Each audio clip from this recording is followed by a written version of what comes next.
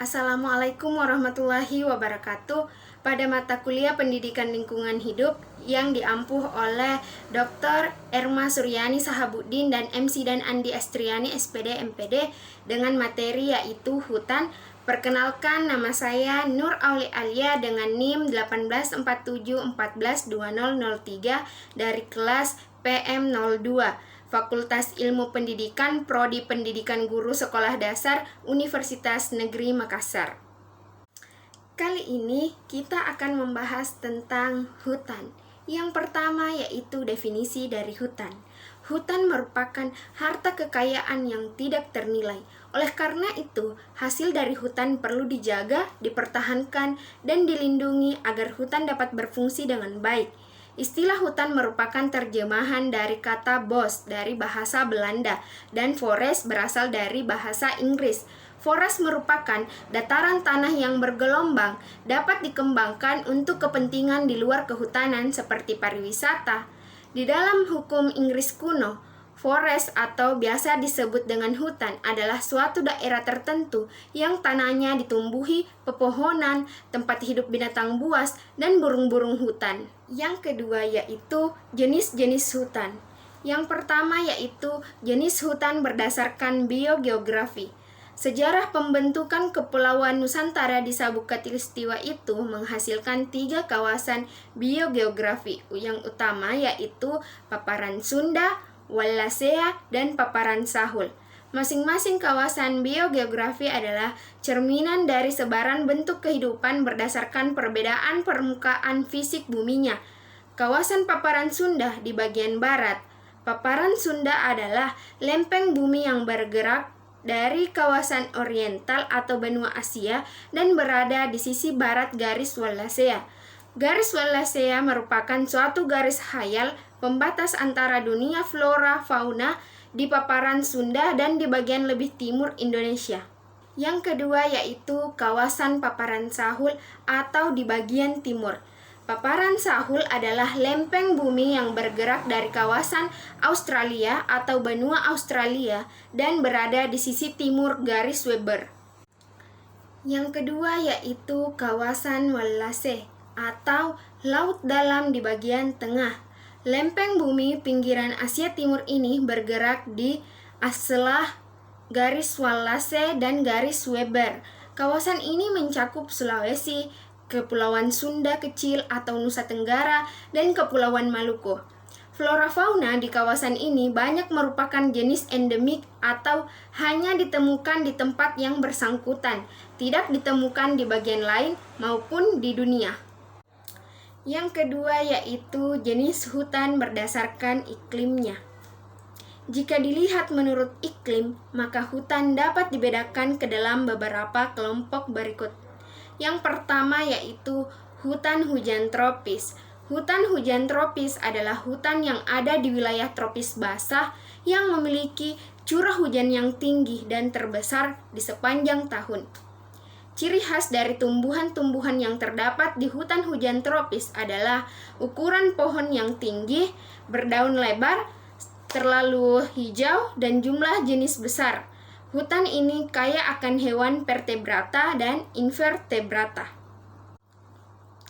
Yang kedua yaitu hutan musim tropik. Hutan musim tropik biasa ditemukan di wilayah dengan iklim tropis basah. Namun, dengan musim kemarau yang panjang, pepohonan yang ada di hutan musim tropis ini umumnya akan menggugurkan daunnya di musim kemarau. Contoh hutan musim tropik adalah kawasan India dan Asia Tenggara dan termasuk juga di Indonesia. Hutan hujan iklim sedang, ini adalah yang ketiga. Hutan hujan iklim sedang merupakan hutan raksasa yang ditemukan di wilayah dengan iklim sedang dengan curah hujan yang tinggi. Yang keempat yaitu hutan pegunungan tropik. Hutan pegunungan tropik mirip dengan hutan hujan iklim sedang, hanya saja struktur dan karakteristik lain sangat berbeda. Hutan pegunungan tropik ditemukan di wilayah pegunungan yang ada di daerah tropis. Yang kelima yaitu hutan hujan iklim sedang yang selalu hijau. Hutan hujan iklim sedang yang selalu hijau dapat ditemukan di daerah dengan iklim sedang. Hutan jenis ini banyak tersebar di wilayah Amerika Serikat dan Eropa yang daerahnya memiliki iklim kontinen. Yang keenam yaitu hutan gugur iklim sedang. Hutan gugur iklim sedang dapat ditemukan di daerah yang memiliki iklim kontinen sedang, tetapi agak basah dan memiliki musim hujan ketika musim panas serta musim dingin yang keras. Yang ketujuh yaitu taiga. Taiga merupakan jenis hutan yang di dalamnya tumbuh aneka jenis konifer, terutama di daerah terdingin yang ada di daerah iklim hutan. Taiga terbesar ditemukan di wilayah Amerika Utara, Eropa, dan Asia. Yang kedelapan yaitu hutan lumut. Hutan lumut merupakan bentuk komunitas pegunungan tropik yang khas dengan struktur berbeda dengan taiga. Hutan lumut ini banyak ditemukan di daerah dengan tinggi sekitar 2.500 meter atau lebih. Ciri khas hutan lumut dapat dilihat dari pohon-pohonnya yang kerdil dan ditumbuhi lumut serta lumut kerak. Yang kesembilan yaitu sabana. Sabana merupakan wilayah padang rumput tropis yang terdapat pohon-pohon besar. Pada umumnya, hutan sabana berada di daerah peralihan antara hutan dan padang rumput. Banyak sabana yang bisa ditemukan di wilayah Australia dan Brasil. Yang ke-10 yaitu gurun. Gurun merupakan wilayah daratan yang di atasnya tidak ditumbuhi jenis tumbuhan apapun, kecuali hanya beberapa jenis kaktus. Gurun biasanya memiliki iklim yang sangat panas dengan suhu tinggi dan curah hujan rendah, sehingga tidak banyak tumbuhan yang mampu bertahan hidup di gurun. Hanya beberapa jenis kaktus yang mampu hidup di wilayah gurun. Yang ketiga yaitu jenis hutan berdasarkan sifat tanahnya. Berdasarkan keadaan tanahnya, hutan dapat dikelompokkan sebagai berikut. Yang pertama, hutan rawa atau hutan rawa air tawar yang biasa disebut freshwater swamp forest, yang merupakan kawasan hutan yang permukaannya kaya akan mineral. Yang kedua yaitu hutan rawa gambut atau biasa disebut peat swamp forest, yang merupakan kawasan hutan yang kaya akan kandungan karbon. Hutan ini berperan penting sebagai pengatur siklus hidrologi di daerah sekitarnya. Yang ketiga yaitu hutan rawa bakau atau hutan bakau yang biasa disebut mangrove forest, yang merupakan kawasan hutan yang tumbuh berkembang di wilayah air payau. Kelangsungan hidup hutan ini bergantung dari pasang surutnya air laut. Yang keempat yaitu hutan kerangas, yang biasa disebut heath forest, yang merupakan kawasan hutan yang kondisi lahan atau tanah hutannya bersifat ekstrim dan sangat peka akan gangguan seperti mudah terjadi kebakaran. Yang kelima yaitu hutan tanah kapur yang biasa disebut limestone forest, yang merupakan kawasan hutan yang tanahnya berasal dari batuan kapur yang mengalami pelapukan. Kawasan hutan tanah kapur biasanya ditumbuhi oleh jenis pohon yang tahan lama dan kuat seperti pohon jati. Yang keempat yaitu jenis hutan berdasarkan pemanfaatan lahan. Luas hutan di Indonesia terus menciut. Pemanfaatannya sebagai berikut.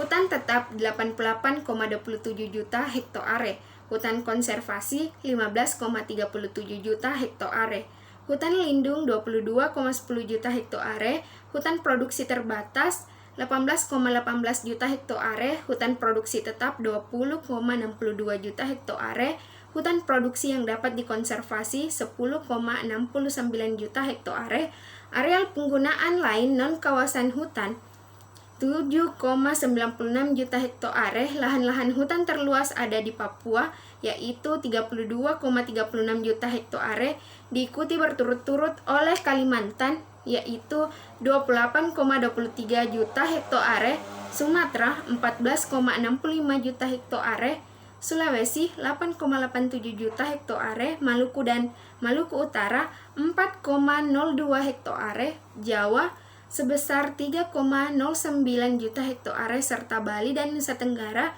2,7 juta hektare. Yang kelima yaitu jenis hutan berdasarkan pembentukannya.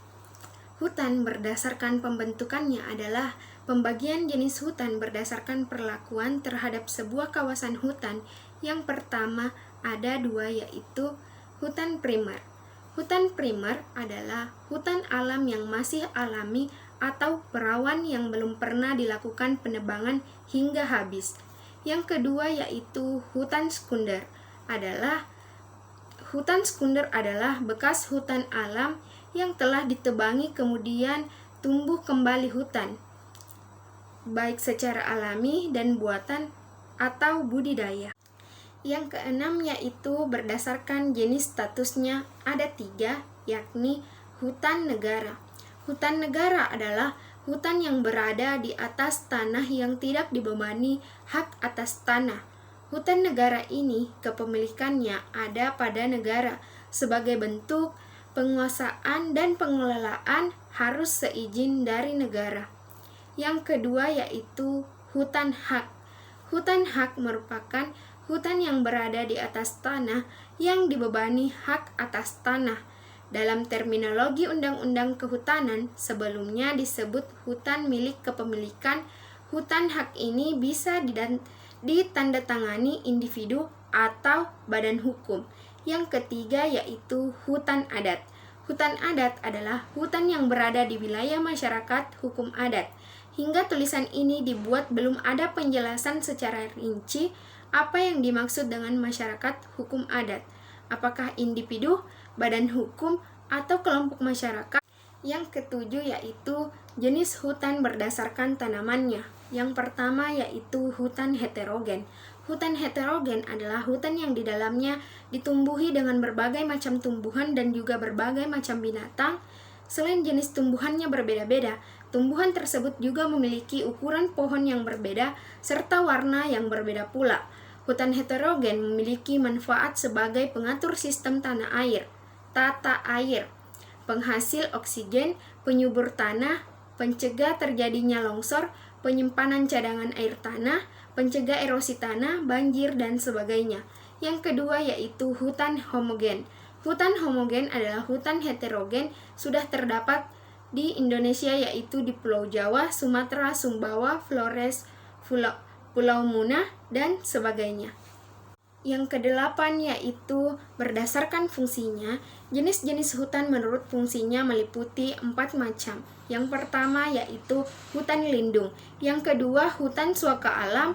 Yang ketiga hutan produksi. Dan yang keempat hutan wisata. Yang pertama yaitu hutan lindung. Hutan lindung memiliki fungsi untuk melindungi serta menjaga kelestarian tanah dan air yang terdapat pada suatu wilayah. Gundulnya pepohonan yang ada di hutan lindung dapat mengakibatkan tanah yang di sekitar hutan tersebut mudah tererosi sehingga air hutan yang meresap dalam tanah sangat sedikit. Jika demikian, mata air di daerah kawasan tersebut dapat menjadi kering dan permukaan air tanah pun lebih dalam, artinya wilayah tersebut akan rawan banjir. Yang kedua yaitu hutan suaka alam. Hutan suaka alam yang berupa kawasan hutan dengan sifat-sifat khas ini berfungsi untuk melindungi kondisi alam. Yang jenis tumbuhan serta ekosistem juga hewan tertentu. Ada 2 jenis hutan suaka alam yaitu hutan cagar alam dan hutan suaka margasatwa. Hutan cagar alam berfungsi melindungi berbagai jenis tumbuhan dengan kondisi alamnya yang khas agar tumbuhan dapat berkembang secara alami dalam ekosistem alaminya.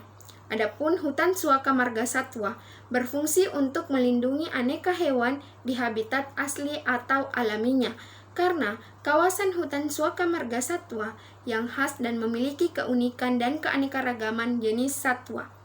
Yang ketiga yaitu hutan wisata. Hutan wisata berfungsi untuk memenuhi kebutuhan atau kepentingan masyarakat dalam hal pariwisata atau wisata baru. Hutan wisata ada beberapa yakni berupa taman wisata, taman baru, serta taman laut. Taman wisata umumnya memiliki panorama alam yang khas dan tampak indah dengan keindahan nabati, hewani, dan alam yang menarik sehingga sesuai untuk dimanfaatkan dalam rangka rekreasi dan kebudayaan. Yang keempat yaitu hutan produksi. Hutan produksi berfungsi untuk diambil hasilnya atau untuk menghasilkan suatu produk hutan seperti kayu atau non-kayu, industri kayu, dan obat-obatan, dan sebagainya. Selanjutnya, materi yang ketiga yaitu deforestasi dan degradasi hutan. Yang pertama yaitu kebakaran hutan. Kebakaran hutan adalah permasalahan dan dampak kebakaran hutan yang menjadi permasalahan lingkungan yang sangat penting di tanah air. Dampak dari kebakaran hutan adalah hilangnya berbagai manfaat ekosistem dari hutan dan potensi lain yang terkandung di dalamnya, termasuk keanekaragaman hayati yang memiliki dua faktor penting penyebab kebakaran hutan, yaitu faktor alami dan faktor manusia. Faktor alami misalnya adalah musim kering yang ekstrim yang disebabkan oleh dampak El Nino, sedangkan faktor manusia meliputi penggunaan api dalam persiapan lahan. Adanya kekecewaan terhadap pengelolaan hutan, illegal logging, kebutuhan untuk makanan ternak, perambahan hutan, dan sebab-sebab lain. Yang kedua yaitu bentuk kerusakan hutan. Yang pertama, kebakaran hutan. Cara menanggulanginya ialah dengan cara menghindarkan hutan dari sumber-sumber api, baik dari puntung rokok dan sejenisnya, serta menaruh perhatian khusus di daerah hutan yang memiliki sumber panas yang berlebih. Yang kedua yaitu penebangan liar. Cara menanggulanginya ialah memberikan edukasi yang mencukupi terhadap masyarakat, serta memberikan sanksi tegas terhadap pelanggaran yang terjadi. Yang ketiga yaitu longsor. Cara menanggulanginya agar tidak terjadi longsor dengan cara mengadakan reboisasi hutan. Yang keempat yaitu tanah tandus atau tanah kering. Cara menanggulanginya ialah dengan melakukan reboisasi hutan secara besar-besaran baik dari sektor tanah maupun tumbuhannya. Yang ketiga yaitu faktor penyebab kerusakan hutan. Secara umum, kerusakan hutan disebabkan oleh beberapa faktor, diantaranya adalah faktor mentalitas manusia, kepentingan ekonomi dan penegakan hukum yang lemah, mentalitas manusia, faktor internal manusia yang berkontribusi positif terhadap kerusakan hutan, yang diantaranya tindakan yang dilaksanakannya lebih banyak didominasi untuk kepentingan manusia dan sering hanya memikirkan kepentingan sekarang daripada masa yang akan datang. Akhirnya, hutan pun dianggap hanya sebagai sumber penghasilan yang dapat dimanfaatkan dengan sesuka hati.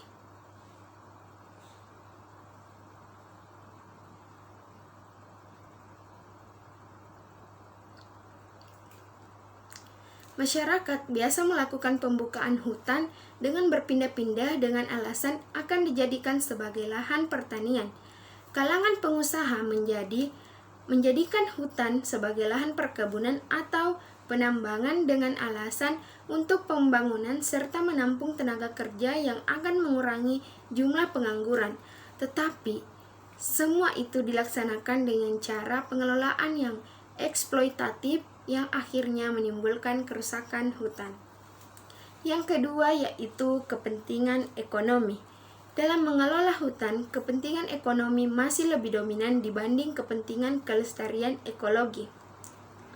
Akibatnya, agenda yang berdimensi jangka panjang yaitu kelestarian ekologi menjadi terabaikan. Hal ini ditambah dengan adanya pemahaman bahwa mengeksploitasi sumber daya alam termasuk hutan adalah cara yang paling mudah dan murah untuk mendapatkan PAD. Ironisnya, kegiatan ini sering dilakukan dengan tidak memperhatikan aspek konservasi dan disertai aktivitas-aktivitas ilegal yang akhirnya memperparah dan mempercepat terjadinya kerusakan hutan.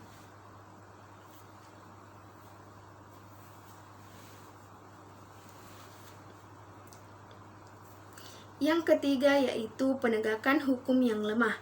Penegakan hukum di bidang kehutanan baru menjangkau para pelaku di lapangan saja. Biasanya mereka hanya masyarakat kecil yang bekerja untuk mencukupi kebutuhan hidup sehari-harinya. Mereka hanyalah suruhan dan bukan orang yang paling bertanggung jawab. Orang yang menyuruh mereka dan yang paling bertanggung jawab justru yang paling banyak memakan dari hasil hutan tersebut. Yang keempat yaitu kerusakan hutan akibat alam atau natural disasters. Faktor alam yaitu letusan gunung berapi, angin puting beliung, gempa bumi, tsunami, dan bencana alam lainnya yang bisa menimbulkan kerusakan lingkungan. Contohnya kematian hewan, kerusakan rumah, dan lain sebagainya. Kebakaran besar kemungkinan terjadi secara alami selama periode iklim yang kurang kering dari iklim saat itu. Faktor alami lainnya karena tersambar petir akibat vulkanis dan ground firekarena kemarau terlalu panjang, muncul panas dari lapisan dalam tanah. Yang kelima yaitu pencegahan terjadinya deforestasi dan degradasi hutan. Yang pertama yaitu pemulihan lahan terdegradasi, pembukaan hutan primer dan lahan gambut untuk keperluan pertanian adalah salah satu penyebab hilangnya hutan di Indonesia.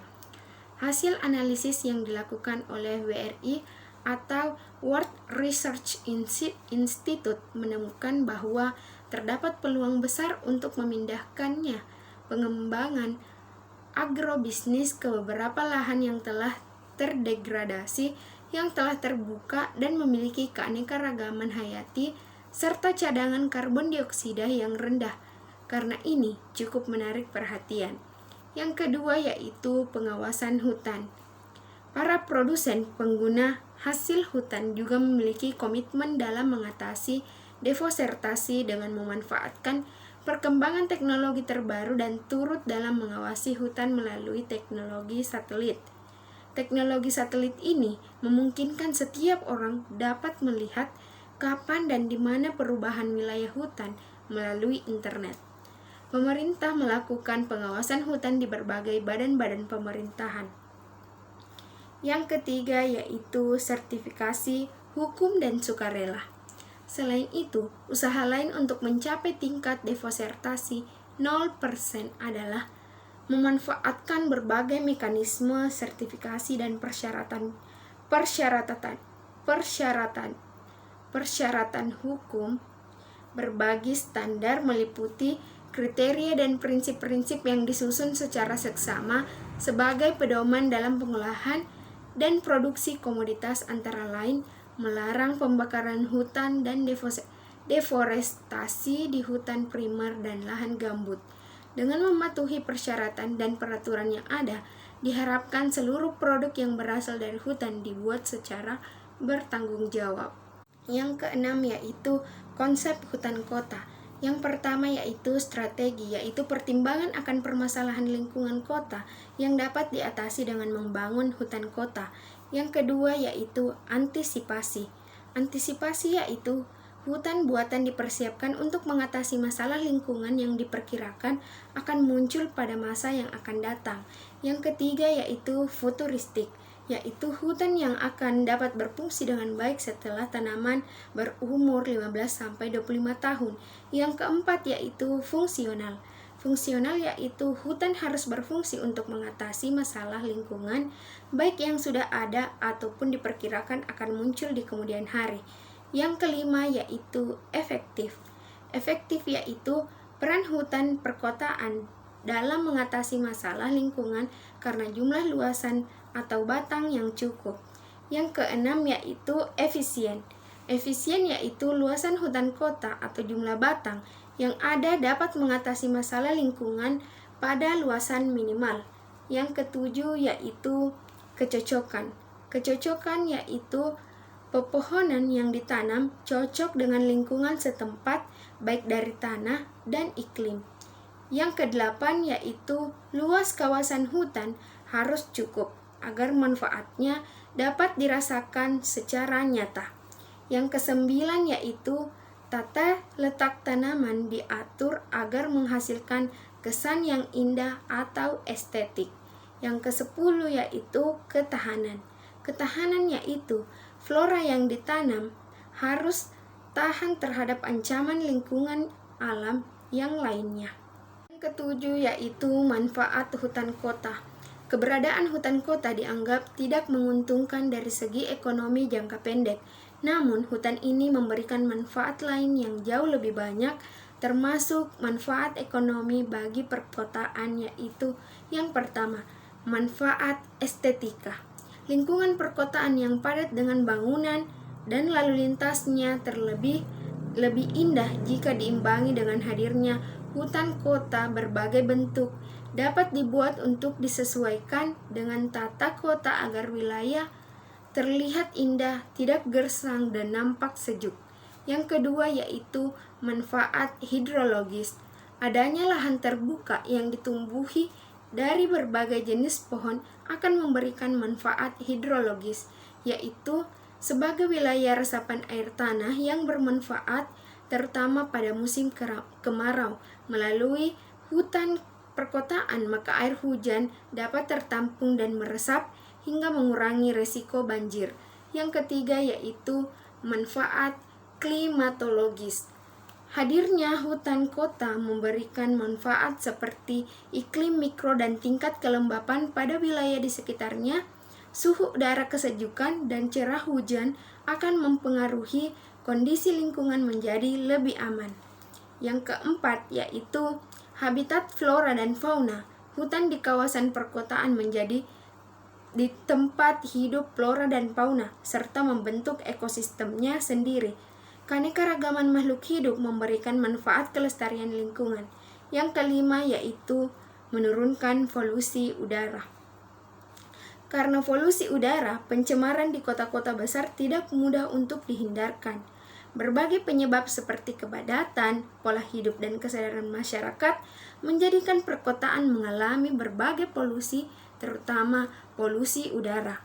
Melalui proses fotosintesis, pohon yang tumbuh di hutan kota akan menghasilkan oksigen segar bagi masyarakat perkotaan. Yang keenam yaitu manfaat edukatif.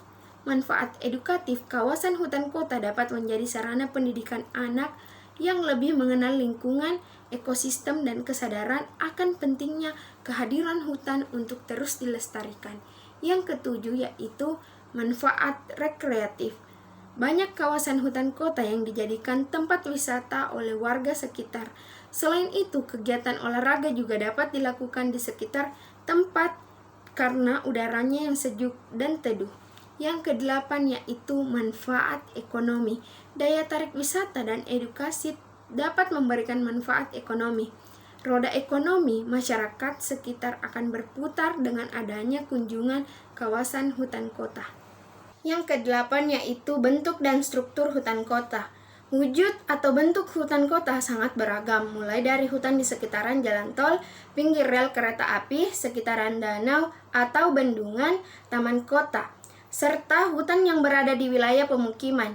Suatu kawasan dapat disebut sebagai hutan jika luasnya lebih dari 0,25 hektar. Perkotaan yang baik, bentuk hutan kota antara lain yaitu bentuk jalur. Bentuk ini banyak ditemukan di sepanjang jalur tol dan kereta api. Selain itu, daerah sepadan seperti sungai, danau, dan pantai juga bisa dimanfaatkan. Yang kedua yaitu lebar hutan kota dengan bentuk jalur umumnya lebih dari 30 meter. Yang ketiga yaitu bentuk kompak. Bentuk ini berupa pepohonan dalam wilayah hamparan yang menyatu. Yang keempat yaitu bentuk menyebar. Bentuk ini dapat berupa bentuk jalur dan kelompok yang terpisah oleh pembatas, seperti jalan dan bangunan yang masih dalam pengelolaan yang sama. Yang kesembilan yaitu jenis hutan kota. Yang pertama yaitu hutan kota pemukiman, yaitu pembangunan hutan kota yang bertujuan untuk membantu menciptakan lingkungan yang nyaman dan menambah keindahan serta melangkal polusi udara. Yang kedua yaitu hutan kota industri yang berperan sebagai penangkal polutan yang berasal dari limbah yang dihasilkan oleh kegiatan industri seperti asap, limbah cair dan gas. Yang ketiga yaitu hutan kota wisata. Hutan kota wisata berperan sebagai sarana untuk memenuhi kebutuhan rekreasi masyarakat dan dilengkapi sarana serta prasarana bermain, tempat istirahat, dan yang lainnya. Yang keempat yaitu hutan kota konservasi yang merupakan hutan yang berfungsi untuk menjaga kelestarian flora atau fauna tertentu di alam. Yang kelima yaitu hutan kota pusat kegiatan yang berperan untuk meningkatkan kenyamanan, keindahan, dan produksi oksigen di pusat kegiatan seperti pasar, terminal, perkantoran, pertokoan, dan yang lainnya. Yang ke-10 yaitu permasalahan hutan. Yang pertama yaitu akibat alam. Letusan gunung berapi, naiknya air permukaan laut dan tsunami. Yang ketiga yaitu serangan hama dan penyakit. Adapun akibat ulah manusia, yang pertama yaitu kebakaran hutan, illegal logging atau penebangan liar, perladangan berpindah, perkebunan monokultural, perkebunan kelapa sawit, konversi lahan gambut menjadi sawah, pertambangan, transmigrasi, pengembalan ternak dalam hutan, pemukiman penduduk, dan pembangunan perkantoran. Adapun di era otonomi daerah, areal perkantoran tidak hanya terdapat pada daerah perkotaan yang ramai. Kompleks perkantoran juga dibangun pada lahan-lahan hutan. Pemerintah daerah di kabupaten membuka lahan hutan untuk membuat kawasan pemukiman, kawasan industri, kawasan perdagangan, dan juga untuk areal perkantoran. Untuk menunjang kebutuhan tersebut, pemerintah daerah mengajukan izin alih fungsi lahan Kementerian Kehutanan, Pembangunan Infrastruktur, Perhubungan seperti jalan, lapangan udara, pelabuhan kapal, dan yang lain sebagainya. Yang terakhir yaitu mengenai penanggulangan masalah hutan. Yang pertama yaitu pembiayaan. Melalui proses transisi membutuhkan komitmen kuat dari komunitas global, kita tidak kekurangan dana. Yang kedua yaitu pertanian harus lebih kuat terhubung ke solusi iklim. Sektor pertanian, kehutanan, dan penggunaan lahan-lahan lain bertanggung jawab atas 1/4 dari emisi gas rumah kaca yang dihasilkan oleh manusia. Yang kemudian terutama yang disebabkan oleh deforestasi dan sumber-sumber pertanian seperti peternakan, tanah, dan nutrisi. Yang ketiga yaitu hutan bakau dan lahan gambut merupakan penyerap karbon vital, yang merupakan ekosistem mangrove dikenal karena kemampuannya menyimpan karbon dalam jumlah yang besar untuk melindungi garis pantai dan erosi akibat kegiatan-kegiatan di laut. Ekosistem mangrove juga merupakan penyangga dengan menangkap sedimen dalam karbon organik yang dapat terakumulasi bersamaan dengan kenaikan permukaan laut. Yang keempat yaitu memulihkan bentang alam dapat membawa manfaat besar dengan perkiraan hingga $30 untuk investasi setiap dolar. Namun investasi dalam restorasi sejauh ini masih belum banyak. Yang kelima yaitu keanekaragaman hayati, yang merupakan hal dasar bagi keberlangsungan kehidupan bumi. Untuk memilih contoh paling jelas, tanaman pangan adalah tanaman yang mengandalkan penyerbuk alami bagi bunga dan buah. Itulah pemaparan dari materi mengenai hutan. Apabila ada kesalahan mohon dimaafkan dan semoga bermanfaat bagi kita semua. Selamat menonton.